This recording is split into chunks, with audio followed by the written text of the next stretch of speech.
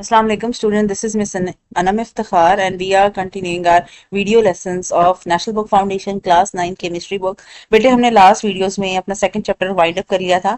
Today we are starting with the third chapter of your book that is named as the atomic structure. ठीक है, अब हम इस structure में इस जो चैप्टर है इसमें हम क्या पढ़ेंगे, हम ये देखेंगे कि जो एटम है हमारा उसका स्ट्रक्चर किस तरह से अपेयर होता है. ठीक है, अब कुछ चीजें आपको शायद इससे पहले कुछ आइडिया हो अगर आपने अपनी जूनियर क्लासेस में स्ट्रक्चर ऑफ एटम के बारे में पढ़ा हो. तो बेटे आपको मैं यहाँ पे कोई सिंपल से डायग्राम दिखा देती हूँ और उससे इलिस्ट्रेट करने की कोशिश करती हूँ, जस्ट लाइक दिस. ठीक है, अब आप अगर इस डायग्राम को थोड़ा देखें, इस डायग्राम के बीच में जो सेंट्रल रीजन है ये रेड कलर ये जो रीजन है इसके ऊपर पॉजिटिव चार्ज है. इस रीजन को हम कहते हैं न्यूक्लियस. इस रीजन को हम क्या कहते हैं, न्यूक्लियस. और इसके बाहर सर्कल्स हैं, इन सर्कल्स को हम कहते हैं शेल्स. न्यूक्लियस के अंदर दो चीजें होती हैं, एक इसके अंदर न्यूट्रॉन होता है और दूसरी चीज इसके अंदर हमारे पास होते हैं प्रोटॉन्स. ठीक है, न्यूट्रॉन का कोई चार्ज नहीं होता, they are neutral, that's why they are called neutron. And proton के ऊपर पॉजिटिव चार्ज होता है, क्योंकि पॉजिटिव और न्यूट्रल मिला के पॉजिटिव ही बनता है, इसलिए हम न्यूक्लियस के ऊपर पॉजिटिव चार्ज शो करते हैं. और ये जो शेल्स हैं इनके ऊपर कोई चार्ज नहीं होता, बल्कि शेल्स के अंदर कुछ स्मॉल डॉट्स टाइप स्ट्रक्चर मौजूद होते हैं जिनको हम सर्कुलर फॉर्म में हम शो करते हैं, इसको हम कहते हैं इलेक्ट्रॉन्स. ठीक है, हमारे पास एटम की जो शेल्स हैं इसमें डिफरेंट इलेक्ट्रॉन्स प्रेजेंट होते हैं. ठीक है, और जो इंपॉर्टेंट बात है वो ये है कि इलेक्ट्रॉन का जो चार्ज है दैट इज नेगेटिव. ठीक है, तो हमारे पास इसी वजह से इसके positive number of proton is always equal to number of electron. यानी अगर हमारे पास 3 प्रोटॉन है तो 3 ही इलेक्ट्रॉन्स होंगे, यानी +3 और -3 मिला के क्या बना देगा, 0 बना देगा. यानी जो एटम है एज अ होल ये क्या होगा, न्यूट्रल होगा, इसके ऊपर कोई चार्ज नहीं होगा. लेकिन अगर हम इसके पोर्शन की बात करें तो जो मिडल रीजन है उसे हम न्यूक्लियस कहेंगे, जिसके अंदर क्या चीज है, न्यूट्रॉन है और प्रोटॉन है. न्यूट्रॉन का कोई चार्ज नहीं है, प्रोटॉन का क्या चार्ज है, पॉजिटिव, इसलिए न्यूक्लियस के ऊपर कौन सा चार्ज आएगा, पॉजिटिव चार्ज आएगा. और हमारे पास इलेक्ट्रॉन शेल्स के अंदर रिवॉल्व कर रहा है और इलेक्ट्रॉन के ऊपर नेगेटिव चार्ज आएगा. सो बेटे ये कुछ कॉमन आपके पास मैं कह सकती हूँ कि कुछ कॉमन बातें थी, तो आई होप कि आपको ये बातें पहले से ही पता होंगी. और अगर आपको ये बात अभी आपके लिए न्यू है तो डोंट वरी, हम लोग जब इस चैप्टर को डिस्कस कंप्लीटली कर लेंगे तो आपको ये सारी चीजें क्रिस्टल क्लियर समझ आ जाएंगी, आई होप. ओके, नेक्स्ट बच्चों, moving toward this chapter, why this chapter is important है अगर हम इनके कंटेंट्स की बात करें तो बेटे this chapter appear in your long question. ठीक है, इसमें आपका लॉन्ग क्वेश्चन आएगा. अब इसमें लॉन्ग क्वेश्चन के लिए सबसे इंपॉर्टेंट टॉपिक है वो है हमारे पास ये एटॉमिक मॉडल्स, जिसमें हमारे पास ये जो डेल्टन एटॉमिक, इसमें 4 एटॉमिक मॉडल्स हैं. First we have the Dalton atomic model, then we have the Rutherford experiment और रदरफोर्ड एटॉमिक मॉडल. उसके बाद बच्चों we have Bohr atomic model, and बच्चों lastly we have this quantum mechanical model. ये 4 हमारे पास ये जो मॉडल्स है ना, these appear as a long question या important question from your board point of view. अब बेटे यहाँ पे जो डेल्टन एटॉमिक मॉडल है, क्योंकि इसका कंटेंट छोटा है तो ये आपके पास शॉर्ट क्वेश्चन में आएगा, लेकिन बाकी ये जो सारे मॉडल्स हैं ये किस में आए, ये हमारे पास लॉन्ग क्वेश्चन में अपेयर कर सकते हैं. हम लोग आज अपनी फर्स्ट वीडियो में कोशिश करेंगे कि फर्स्ट 2 मॉडल्स को डिस्कस कर लें, बाकी जो नेक्स्ट 2 मॉडल्स होंगे उसको हम अपनी नेक्स्ट वीडियो में डिस्कस करेंगे. ओके, तो बेटे starting with the introduction paragraph, तो जो चीजें मैंने आपको बेसिकली बताई हैं वही इसमें है, लेकिन एक दफा इसको गो थ्रू कर लेते हैं ताकि कोई ऐसा पॉइंट ना रह जाए जो हमने अभी एक्सप्लेन ना किया हो. In this chapter represents the historical development of atomic theory to modern atomic model. यानी जिस तरह एटॉमिक थ्योरी गिवन थी, एटॉमिक थ्योरी में बताया गया था कि किस तरह एटम बनता है, किस तरह एटम दिखता है, ये सारी चीजों से लेके उस एटम को, उस पूरी उसकी जो थ्योरी हो, या थ्योरी किसे कहते हैं बेटा, एक आइडिया को कहते हैं ना, ये जो आइडिया है इसको एक मॉडल के फॉर्म में कन्वर्ट करना, ये क्या है, ये है हमारे पास हिस्टोरिकल डेवलपमेंट है. ठीक है, one of the basic concept of atomic structure is atomic number. अब हम एटॉमिक नंबर के बारे में और मास नंबर के बारे में पढ़ेंगे. बट एटॉमिक नंबर क्या होता है, atomic number is number of protons and mass number is number of proton plus number of that is neutrons. ठीक है, यानी मास नंबर को हम न्यूक्लियस के अंदर जो पार्टिकल्स हैं प्रोटॉन और न्यूट्रॉन उनके एडिशन से बनाते हैं. एटॉमिक नंबर सिंपली क्या होता है, नंबर ऑफ प्रोटॉन को कहते हैं. विच define the elements in isotopes. अब वो आइसोटॉप्स के बारे में पता है, अगर आइसोटॉप्स का आपने पहले नहीं पढ़ा हुआ तो आइसोटॉप्स क्या होते हैं, isotopes are the atom of an elements that have same atomic number but different mass number due to their difference in number of neutrons. ठीक है, ये आप लोग इन डेप्थ बार बार ये टॉपिक पढ़ेंगे तो अभी परेशान होने की जरूरत नहीं है कि आपको इन टर्मिनोलॉजीज अच्छे से समझनी है. Understanding the structure of atom is essential to understand many scientific phenomena. यानी हम जो साइंटिफिक फिनोमेना पढ़ते हैं जिसमें हम देखते हैं बॉन्डिंग किस तरह होती है, एटम्स के अंदर किस तरह की अट्रैक्शन होती है, रिपल्जन होती है, उसके लिए सबसे ज्यादा इंपॉर्टेंट यही है कि आपको पता हो कि इसका स्ट्रक्चर किस तरह है. सबसे पहले बेटे हम लोग अपने एटॉमिक मॉडल्स की तरफ मूव करते हैं. Next the concept of the atomic model evolved over time as our understanding of the atomic structure deepens through experimental observations and theoretical advances. यानी क्या है, हमने अब देखो मेरे पास एक आइडिया है कि एटम ऐसे दिखता होगा, लेकिन मैं इसको एज अ मॉडल तो रिप्रेजेंट नहीं कर सकती जब तक मैं उसे एक्सपेरिमेंट से और अपनी ऑब्जर्वेशन से, और दूसरे लोग भी इसको वेरीफाई जब तक नहीं करते, मैं ये नहीं कह सकती कि मैंने जो चीज सोची है ठीक है। ठीक है, जो हमारे पास बेटे जो मॉडल्स होते हैं, जो एक्सपेरिमेंट्स होते हैं, उसमें कुछ ना कुछ गलती होती है, लेकिन उसमें बहुत सारे पॉइंट्स ठीक होते हैं, तब वो पब्लिश होता है। तो बेटे several important models of atom have been proposed throughout history, each contributing to the understanding of the atomic behavior and properties. So the important atomic models are, first of all we have Dalton atomic model. अच्छा बेटे, जहां जहां इन models के अंदर आपके date आ रही है, आपने उस डेट को अच्छे से रिमेंबर कर लेना है, क्योंकि इस बुक में ऐसे आपके पास कोई हिस्ट्री का ये बुक नहीं है जिसमें बहुत ज्यादा डेट्स होंगी, कुछ ही डेट्स होंगी, तो इससे काफी अच्छा इंपैक्ट मिलता है कि एक बच्चे को डेट भी याद है, तो इससे कंफर्मेशन मिलती है कि बच्चे को चीजें बहुत अच्छी तरह कंटेंट याद है, और ये आपके एमसीक्यूज में भी अपेयर कर सकती है। तो बेटे this first for short question and MCQs. In 1803 a British chemist John Dalton presented a scientific theory on existence of and nature of material. The theory is called as the Dalton atomic theory. इस theory को हम क्या कहते हैं? Dalton atomic theory कहते हैं। Next है बेटे, main postulates of this theory are as follows. इसके पोस्टुलेट्स यानी जो पॉइंट्स हैं, all elements are composed of tiny indivisible particles which are called atom. अब वो कहते हैं कि जितने भी एलिमेंट्स हैं, जितने भी सब्सटेंसेस हैं, वो किस चीज से बने हुए? इंडिविजिबल पार्टिकल्स के साथ बने हुए। किस चीज से बने हुए? इंडिविजिबल पार्टिकल के साथ बने हुए, जिनको हम कहते हैं एटम्स। अब बेटा ये जो पॉइंट है ना, इसका ये पॉइंट गलत था, जिसको बाद में जाके साइंटिस्ट ने क्या किया था? इंप्रूव किया था। Next we have the atoms of the atom of a particular element are identical. Identical का मतलब होता है same. They have same mass number, same mass and same volume। यानी एक एलिमेंट के अंदर जो एटम होते हैं, आइडेंटिकल का मतलब है they are 100% copy of each other. एक होती है कोई चीज सेम। देखो दो सर्कल्स हैं अगर मेरे पास, like if I have this circle, ठीक है, and this circle। अब बेटे दोनों की शेप सेम है, दोनों का कलर सेम है, तो हम कह सकते हैं दोनों सर्कल ऑलमोस्ट सेम है। लेकिन अगर ये बिल्कुल ही इनमें बिल्कुल भी डिफरेंस ना हो, तो उसे हम कहते हैं identical. So this is similar. और आइडेंटिकल क्या होगा? बिल्कुल वो कॉपी पेस्ट होना एक दूसरे का, ठीक है। During a chemical reaction atoms combine और सेपरेट और rearrange, they combine in simpler ratios. इसका क्या मतलब है बच्चों? इसका ये सिंपली मतलब है कि अगर हमारे पास, देखो आपने जब भी केमिकल रिएक्शन लिखा है, आपने कुछ सब्सटेंसेस इस साइड पे लिखे और कुछ सब्सटेंसेस इस साइड पे लिखे। अब यहाँ पे क्या एक एरो लगा हुआ है। फॉर एग्जांपल अगर मैं एक वाटर मॉलिक्यूल सिंथेसाइज करना चाह रही हूँ, तो अब देखो मैं क्या कहती हूँ, यहाँ पे एक hydrogen, difficult for me to write, okay, इस तरह से कर सकते हैं। लेट्स सपोज मेरे पास हाइड्रोजन गैस है, H2 गैस, ठीक है। उसके अंदर मैंने किसको ऐड किया? मैंने उसके अंदर एडिशन की है बच्चों ऑक्सीजन गैस की, ठीक है। O will be capital and two subscript में आएगा यहाँ पे, क्योंकि मेरे पास ऑप्शन नहीं है इसलिए मैं इस तरह लिख रही हूँ। अब ये देखिए, अब ये दोनों जो चीजें हैं मेरे पास, ये दोनों इसके मेरे पास रिएक्टेंट्स हैं, यानी ये दो चीजें मिलेंगी और एट द एंड ये क्या बनाएंगे बच्चों? ये वाटर मॉलिक्यूल बनाएंगे, H2O बनाएंगे। समझ आ गया?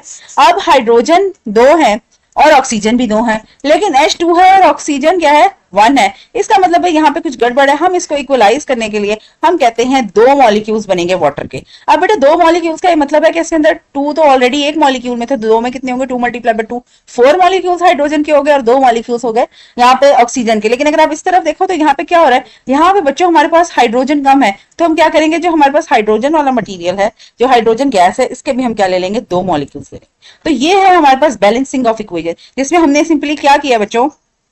हमने ये बताया कि अगर हमारे पास 2 मॉलिक्यूल्स हैं हाइड्रोजन गैस के, दो और एक मॉलिक्यूल है ऑक्सीजन का, तो वो 2 मॉलिक्यूल्स ऑफ वाटर मॉलिक्यूल बनाएंगे, ठीक है। 2 मॉलिक्यूल्स बनाएंगे। अब इसमें देखो हाइड्रोजन 2 इंटू 2 4 है और ऑक्सीजन 2 है। यहाँ पे हाइड्रोजन 2 इंटू 2 4 है और ऑक्सीजन कितना है? 2 है। सो बेटे दिस इज द बैलेंसिंग। अब इसमें क्या हुआ? रीअरेंजमेंट हुई है, ये चीजें आपस में मिक्स हुई हैं और उन्होंने क्या किया? सिंपलर रेशो में कंबाइन कर लिया। Atom can neither be destroyed not created not destroy. इसका ये मतलब है ऐसा नहीं हो सकता कि यहाँ पे मैंने हाइड्रोजन लिखा है और यहाँ पे मैं क्या करता हूँ? हाइड्रोजन की जगह कहीं से कार्बन आ जाए। कार्बन अगर हमारे पास इस रिएक्टेंट वाले पोर्शन में कहीं मौजूद नहीं होगा, तो वो प्रोडक्ट वाले पोर्शन में कभी भी नहीं जा सकता, ठीक है। यानी ऐसा नहीं हो सकता कि हाइड्रोजन है, उसका दिल किया वो ऑक्सीजन में बदल गया, उसका दिल किया तो जी वो नाइट्रोजन बन गया। ऐसा नहीं हो सकता। जो हम लोग बेटे रिएक्टेंट्स देंगे वही बाद में जाके प्रोडक्ट्स में कन्वर्ट होंगे, ठीक हो गया। उसके बाद है बेटे Dalton was able to explain the quantity. अब बेटे ये क्वांटिटेटिव रिजल्ट है ना, क्योंकि हम इसमें दोनों साइड पे नंबर इक्वल कर रहे थे, तो हम क्वांटिटेटिव रिजल्ट ही कहेंगे।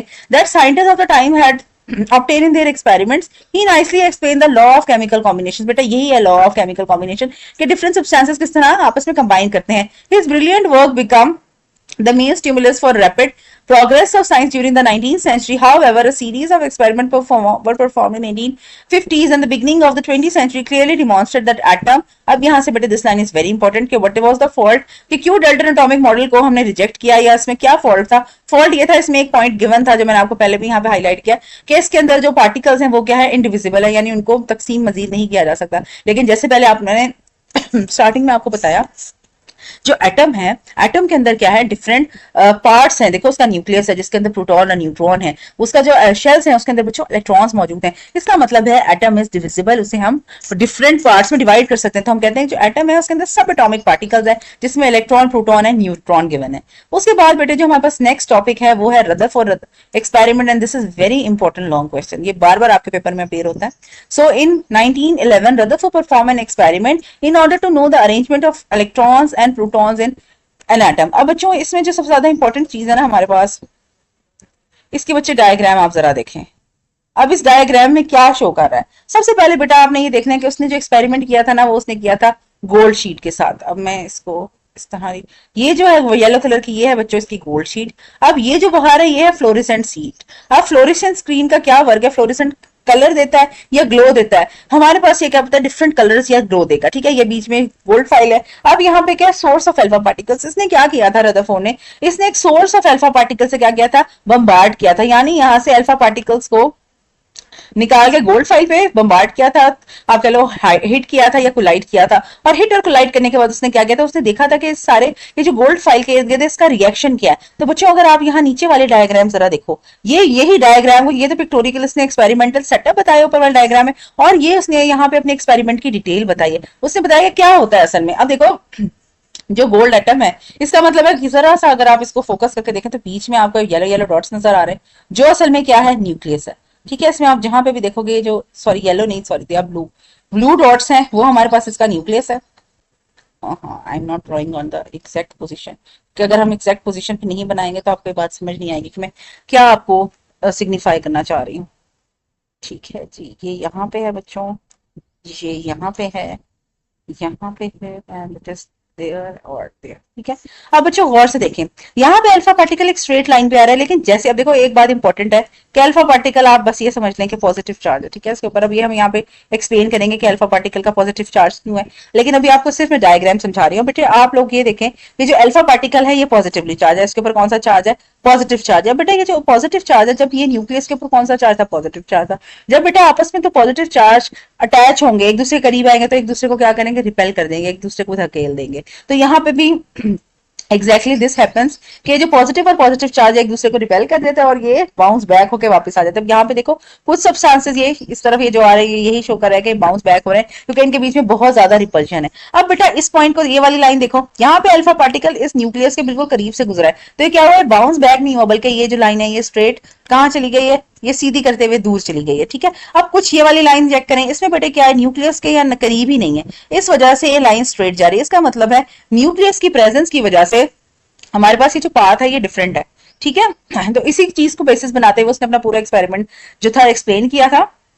मूविंग टूवर्ड्स द एक्सपेरिमेंट बच्चों Rutherford performed an experiment in order to know the arrangement of electrons and protons in an atom. So Rutherford experiment, Rutherford bombarded a very thin gold foil of about 0.0004 centimeter thickness with alpha particle. अब बेटे ये जो thickness है ना ये आपने लाजमी याद करनी है. It appears as very important MCQs और आपने जब भी इसे आपने experiment का लॉन्ग क्वेश्चन देखना चाह रहे तो आप उसमें भी बताएंगे. He used alpha particle obtained from disintegration of polonium. अब बेटे पोलोनियम एक आप कह लें एक एलिमेंट का नाम है जो यूजुअली रेडियोएक्टिव सब्सटेंस होता है और उसकी डिसइंटीग्रेशन मतलब डैमेज या ब्रेकडाउन से.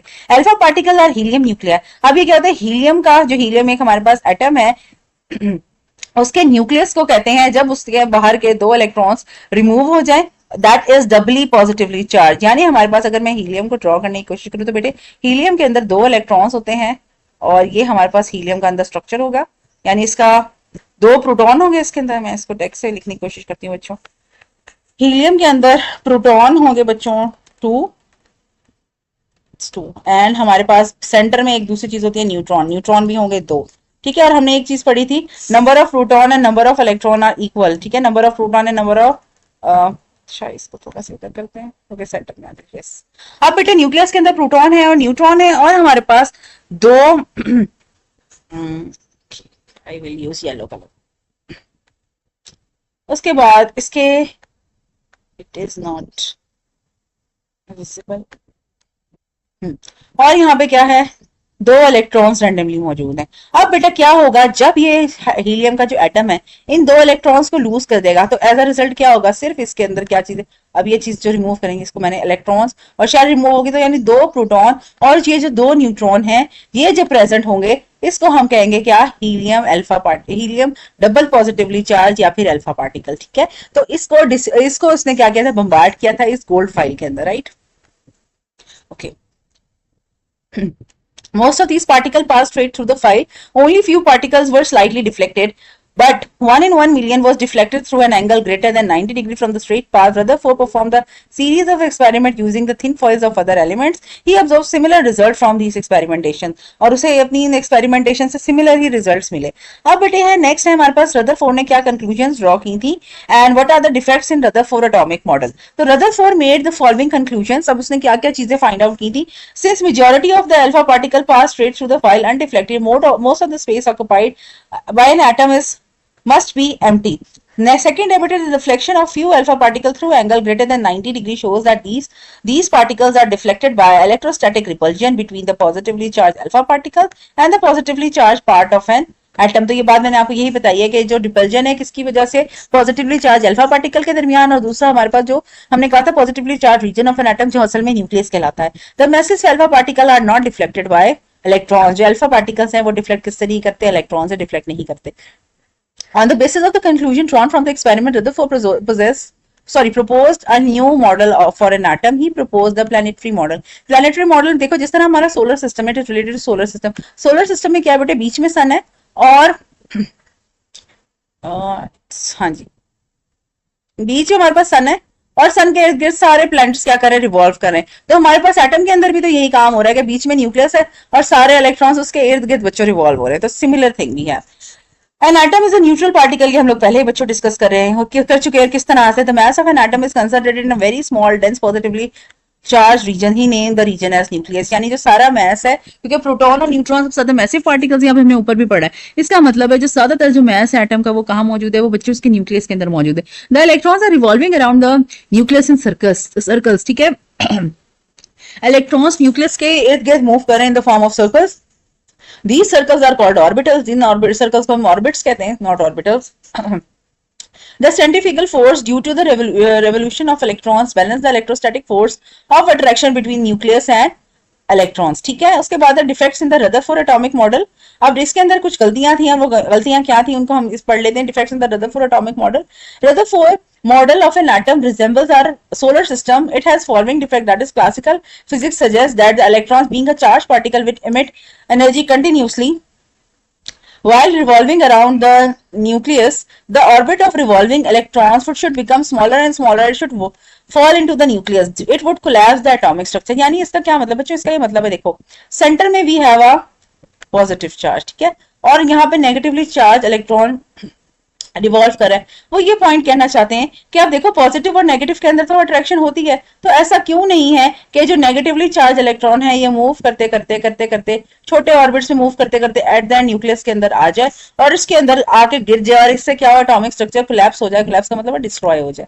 और दूसरी बात ये बेटे उन्होंने डिस्कस की थी कि if the revolving electron emit energy continuously it should form a continuous spectra. यानी जिस तरह ये रिवॉल्विंग इलेक्ट्रॉन है मूव कर रहा है, ठीक है, जाहिर है या तो ये एनर्जी लूज कर रहा होगा या गेन कर रहा होगा, यानी इसकी जो एनर्जी है कंटिन्यूसली चेंज हो रही है। तो हमारे पास अगर हम इसको किसी ग्राफ में प्लॉट करें तो हमारे पास इस तरह कोई लाइन फॉर्म में स्ट्रक्चर आना चाहिए जिसमें क्या हो, बार बार एनर्जी इंक्रीज या डिक्रीज कर रही है। लेकिन जब हम ऑब्जर्वेशन करते हैं तो ऑब्जर्वेशन में क्या होता है, स्ट्रेट लाइन में कुछ डिफरेंट पॉइंट्स पे पीक्स आ रही हैं। इसका मतलब है ये जो रिमूवल है एनर्जी का, ये जो गेनिंग है एनर्जी की, ये कंटिन्यूस प्रोसेस नहीं है, बल्कि ये डिस्क्रीट वैल्यूज पे, कुछ कंटिन्यूस वैल्यूज पे नहीं होता बल्कि कुछ स्पेशल वैल्यूज पे होता है। तो बेटे this is pretty much about today's lesson. So I hope आपको ये चीजें समझ आई होंगी and you will practice them because this is very important. So bache, if you have any question related to this video or any topic that was covered before, you are free to ask me. Thank you so very much. Allah Hafiz.